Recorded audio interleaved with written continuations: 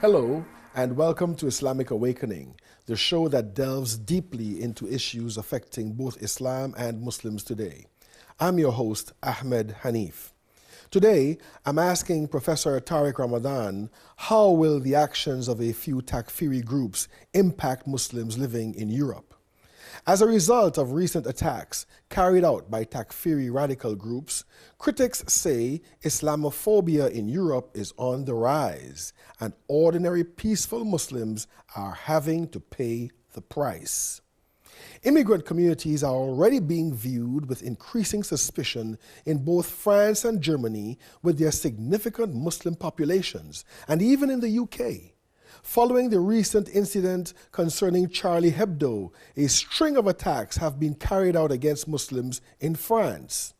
Societies across Western Europe are beginning to divide over how best to deal with the actions of Takfiri militants carrying out attacks in their countries.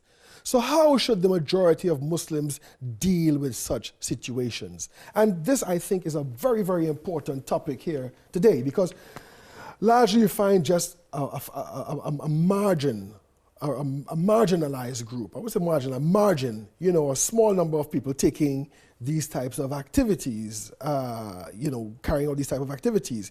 And we mentioned Takfiri. So before we start, I'd like you, Dr. Ramadan, to tell us what Takfiri means, what's Takfirism, what's its history, and how has it appeared in Europe? I think it's very important to come to this, because from within our tradition, we have to give an answer and to understand this from within. And it's not new. In fact, in the Islamic tradition, very early on, we had a group called Al-Khawarij.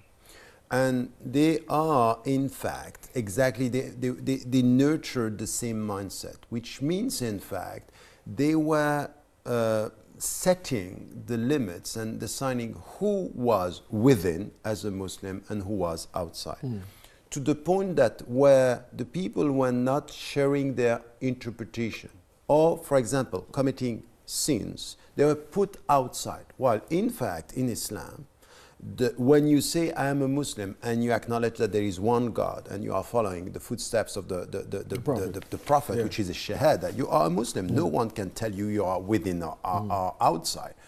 And they were just, when you commit a sin, they are telling you you are outside. So takfiri means I have the power to tell you if you are a Muslim or if you are not. To the point where, in history, Al-Khawarij were violent and killing the people they were putting outside. So it's not only a legal decision that you are Muslim or not, it's a political power you give to yourself to decide of the life of the people. And we had this very early in the Islamic tradition, and today we have the marginal groups that are nurturing this by deciding within Muslim majority societies who are the Muslims and who are not. And what is very, very dangerous here is that for some of them, if you are a Muslim, or if you claim to be a Muslim and they decide that you are not, you are even more dangerous than the people who are not Muslims, because you are a danger from within. So your blood is lawful, it's halal to kill you, it's even halal to, because you are more dangerous, and then they go for this. So this is what we can see with Daesh and the so-called Islamic State, what we have now in Iraq and in Syria, and then they have this religious positioning. It's based on the wrong understanding of Islam, very distorted interpretation of some scriptural sources and verses of the Quran, and then this is what we, as Muslims, Shia and Sunni all together, we have to come and say this is not our religion. So where did it originate? I mean, we know on a historical level, we have the prototype, if one can say that, of the Takfiri that goes back to the Khawarij, right? But we can't really say that the Khawarij has led to this. I mean, these are students of the Khawarij. They just represent a trend. You see, where did this new trend originate? So there are many now. What we know, it's just they are the starting point of this. It's very much to understand this dogmatic understanding of the scriptural sources. So the mindset, which is three things. The first is the literal reading of the scriptural sources. And this is sometimes what is upstream of with the Salafi, or what we call today the Wahhabi understanding. So it's we are right. We read the scriptural sources without putting things into the context, without understanding that the Quran is the very word of God, but it was revealed over 23 years, and we have to understand the context. No, they don't do that. It's a mindset, and then you add to this that you decide who are the people within and who are the people outside, and then we see today that these are trends that are coming back, nurtured with this dogmatic mind and used in political terms. So we need to understand here that it's not only religious understanding that we need to get, it's the political instrumentalization of this mindset into something which is now we can be violent. So they are pushed, and for example, we see that some trends are pushed, and also they are instrumentalized. We saw what happened in Afghanistan. We saw what happened in Iraq and in Syria. So there is a political game using them and sometimes pushing them to do things out of their sincerity, of their lack of political understanding. You mean they could be manipulated? They are manipulated, yes, quite clearly. So there are people who are working with this, and they are now coming with this understanding, very literal, literalist understanding of Islam. Before, the literalists were not involved in politics. Now they are involved in politics, and they want to set a power that is based on this is the only way to be Muslims today. So the Shia are not Muslims, and within the Sunni tradition, the only true Muslims are the people who are following us, right, and all the others are kuffar, or they are dangerous, and then we have the right to kill them or to eliminate them from within the Muslim. Is Takfirism a movement? Yes, it's both. It could be a movement, it's a school of thought, it's a movement, and it's a political trend at the same time. So we need to understand it's all this together, and now it's a network of groups around the world. We can find them in the West, we can find them in Africa, we can find them now in the Middle East, or in Asia. So it's also a network. So it's a movement with a political network that we can find, and nurtured by this us versus them within the Muslim community and outside. When we look at Takfirism, we see that, I mean, lots of people are saying this, you know, we see that, for example, there are minority voices, but their voices are loud, you know. We see them being more organized than many of the people in the Muslim community. You know, if you look at, for example, Egypt, we can see that they fill the vacuum, you know, by their level of organization and so forth. What are the social and religious factors within the Muslim community that make them, if one can say, prone to Takfirism, or let them give up the default position to the Takfiris who take over the discourse about Islam? What are our weaknesses, you know, or drawbacks that lead to them filling that particular void? I think that the first thing that we need to say here is we should not be misled by the media coverage. They are a very tiny minority, and they are marginal. It's not because they are vocal and because they are getting the headlines, because they kill, that we need to be misled by saying, oh, they are now everywhere. No, these are still marginal groups. The great majority of the Muslims around the world are rejecting this, and now you are right, they are becoming more structured. And sometimes we need to understand this, is that great powers might use their presence to demonize Islam, to target and stigmatize Muslims. You were talking in your introduction about what is happening in the West. So in fact, there is an objective alliance between these people who want to say you are kuffar, you are against Islam, and some who want today to make Islam the other, the danger, the threat in the West. So they are playing together, and we are caught in between. So the question here is for us to avoid and to refuse to remain the silent majority. Right. The majority should speak up now. And we have to be quite clear. As much as we are saying this is against our religion, takfiri, and people have no right to tell us who is a Muslim and who is not, and they have no right to kill innocent people. They have no right to kill innocent people, be them Muslims or not. We have to stand up to say this. We also have to say to the West, we are not naive. We know that there is a political game, that you can use them against us. And in fact, justifying Islamophobia by saying that what is the difference between these people who are extremists and killing innocent people and all the Muslims?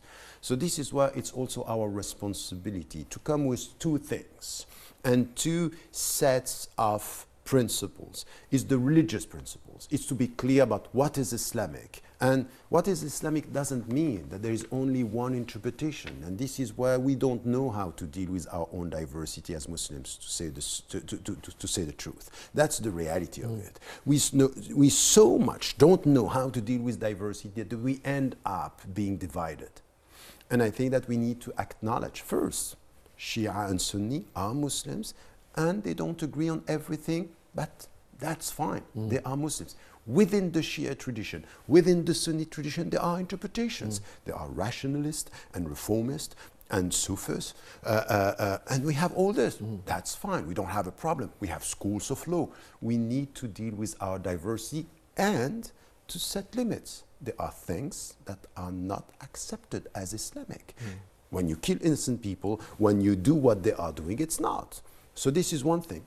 On the other side, we need to come with a more sophisticated political discourse by saying, look, there is here a game, which is we need to know who is playing with whom, who is doing what.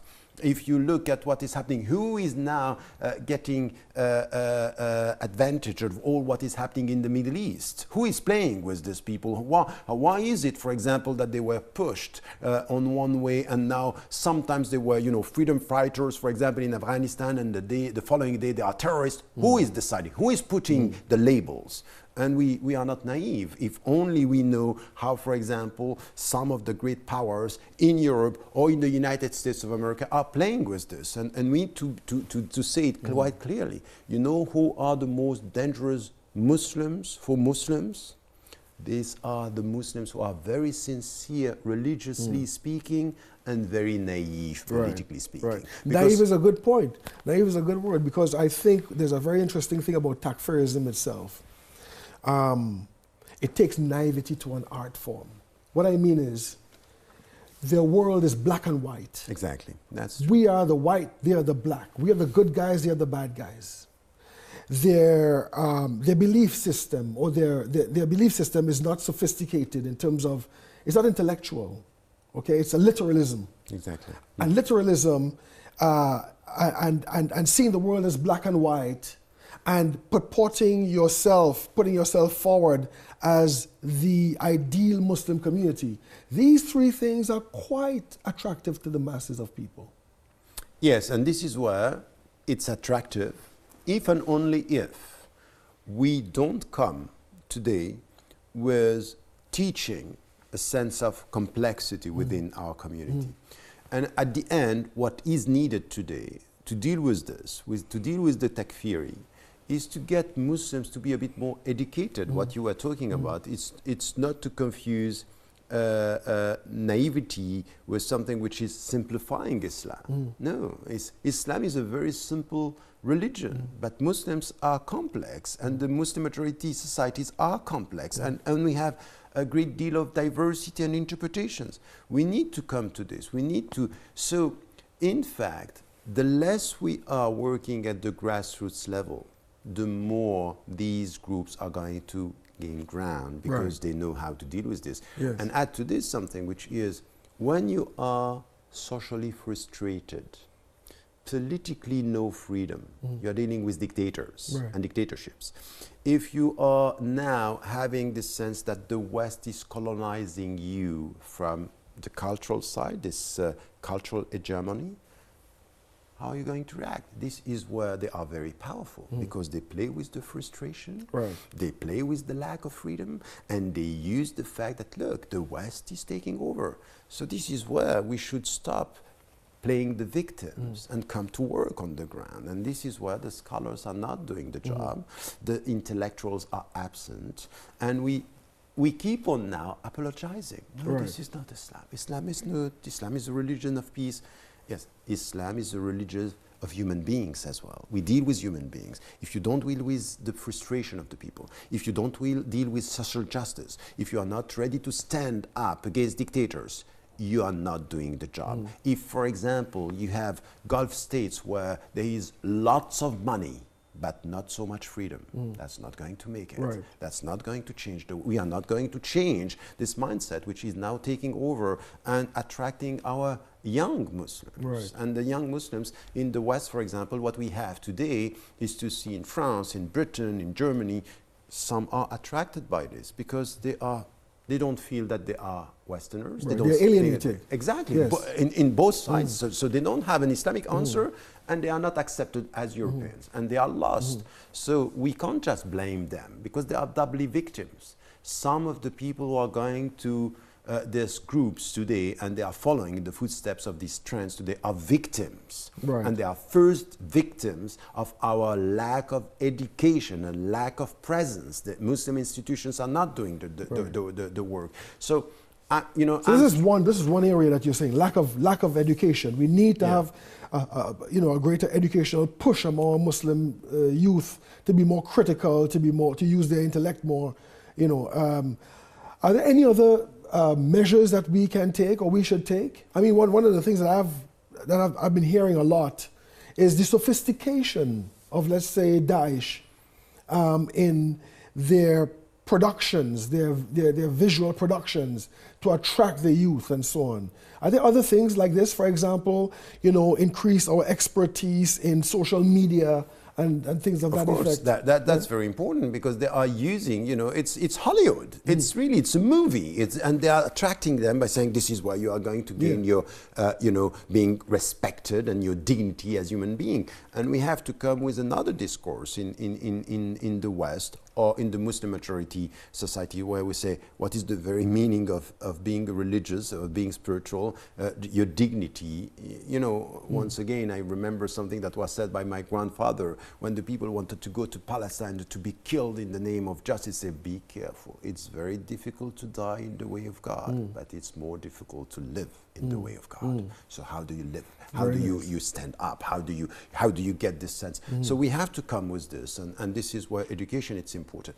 Now it's also important for us to make it clear that as long as we don't have a clear political discourse in the West, we are not going to tackle or to address the frustration of our young Muslims. What do you mean a clear political discourse? You mean a discourse just among ourselves, no. or also discourse with non-Muslims as well? With non-Muslims, and for well? example, you were referring to Islamophobia, for example, you say, be careful. If you carry on using what is happening and what is done by a minority to stigmatize a whole community, you are going to pay the price tomorrow. Not only the Muslims. This is a danger for the Western societies. So instead of telling us, these are radicalized young people, and you refuse to discuss your own foreign policy, what you are doing in the Middle East, who you are supporting, your silence about Palestine and not supporting justice. If you don't come to this, don't expect from your young citizens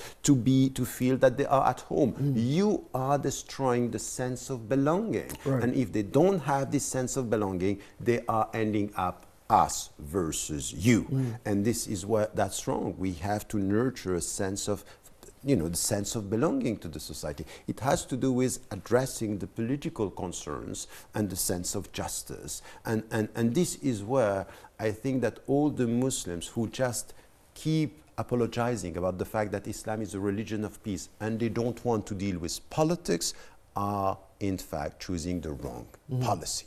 And this is why we have to come with this discourse. And to be quite clear, Islamophobia is racism, and racism is unacceptable. Right. And as long as you accept to stigmatize the Muslims, and in the name of freedom of speech, everything is possible, this is double standard. This is wrong, and it's not going to help. So in fact, you are yourself nurturing the sense of alienation that can nurture this radicalization. Which brings me to the next question, which is, are they sincere? You know, we talk about politics, right? And the Muslims engaging in politics, and I would assume again, you know, discourse with governments and so forth. Are they sincere? When we look at the Charlie Hebdo affair and people going on marching and so on, we had Hollande with Netanyahu in the front rank, you know, marching. It feeds into this alienation of the Muslim youth when they see that, for example, the problems in Palestine are not being addressed, and it is, and the situation in Palestine is being legitimized by his presence in a situation like this, in a march like this. When we see, for example, the media, where you know they talk about Islamophobia in a negative sense, but still at the same time support the idea of freedom of speech to insult religion.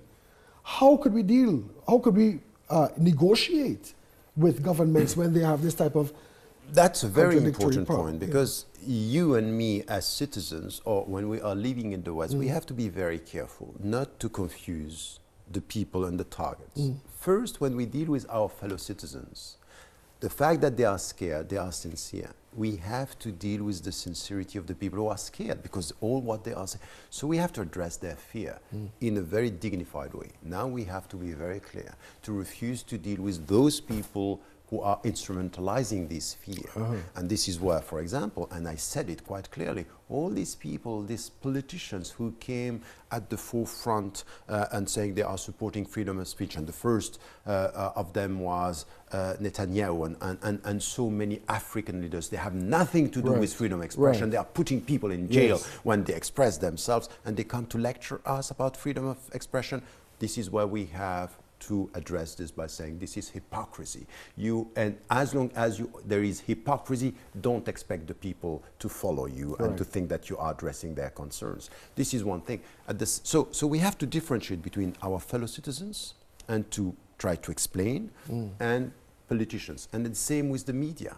And the media are nurturing this sense of, you know, Islamophobia with the discourse, and saying at the same time we are against racism, but they nurture a type of racism. And this is what we as citizens, we have to be vocal. And this is what I'm saying to all the Muslims around the world, and especially in the West. Stop being silent.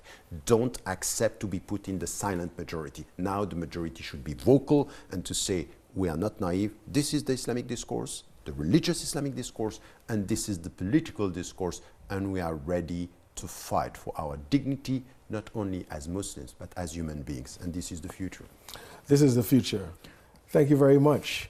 That the Takfiri phenomenon is a call for us to be more community active, to be more mobilized politically and also on the intellectual level of religion, to be able to oppose this. If we don't do this, we're in big trouble. Sadly, that's all we have time for. I would like to thank Professor Tariq Ramadan and all of you at home. Until next time, goodbye.